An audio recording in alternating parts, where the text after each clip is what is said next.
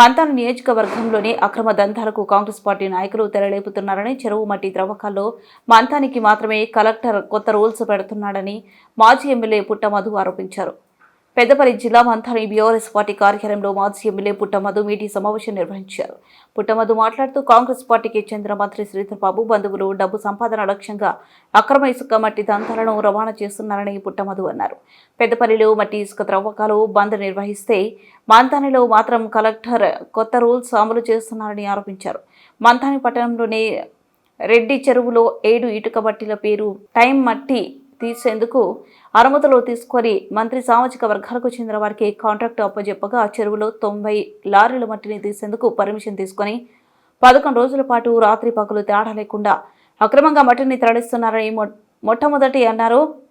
ఒకే నెంబర్పై 2-3 ఇటుక పార్టీలకు మట్టిని తీసుకెళ్తున్నట్లు ఆర్డర్ కాపీ ఇచ్చారని, ఈ ఆర్డర్ కాపీ ఎవరి సంతకం ఉండాలి అనేది క్లారిటీ లేదు అని జిల్లా మొత్తం ఒకరు అయితే మంత్రి నియోజకవర్గంలో మరొకరు అని పుట్ట మధు ఆగ్రహం వ్యక్తం చేశారు.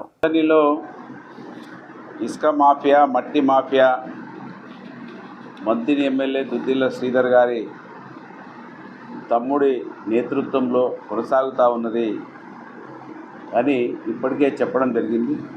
అనేక విషయాలు నిజాలు చెప్తూ ఉంటారు.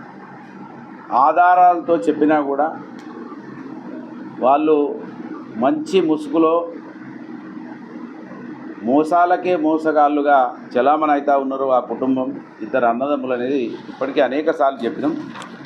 ఇవాళ రెడ్డి చెరువు ముట్ల పేర్ల మీద పర్మిషన్ తీసుకొచ్చి అక్కడ ఇన్ఛార్జు మాజీ కౌన్సిలర్, వీళ్ళ సామాజిక వర్గానికి సంబంధించినటువంటి మాజీ వార్డు మెంబర్, మాజీ వార్డు మెంబర్, ఎమ్మెల్యే వాళ్ళ చుట్టం అందరినీ భయపెట్టించి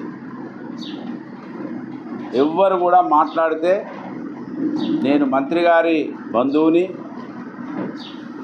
మీరెవరు మాట్లాడడానికని కొంతమంది పత్రికా విలేకరులను కావచ్చు, కొంతమంది రైతులను, ఆ చెరువు మీద ఆధారపడి బతుకుతున్నటువంటి రైతులను, మత్స్యకారులను, అధికారులను అందరినీ భయపెట్టించి పర్మిషన్ తీసుకొచ్చిందేమో 90 లారీలకు,